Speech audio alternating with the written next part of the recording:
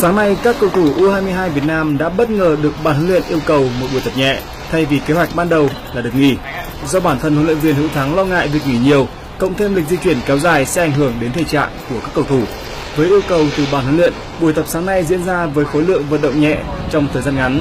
Các cầu thủ chủ yếu được yêu cầu căng cơ, chạy nhẹ, tập cảm giác bóng và thả lỏng. Trong buổi tập sáng nay, 3 cầu thủ đã chia tay với đội tuyển là Đức Huy, Anh Tài và Tiến Dụng đều không xuất hiện. Theo một số thông tin, cả ba đã thu xếp hành lý và tạm biệt các đồng đội vào sáng nay.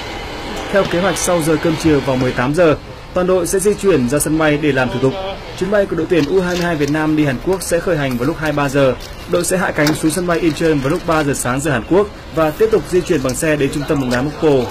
Dự kiến đội sẽ có mặt tại đây sau 8 giờ sáng.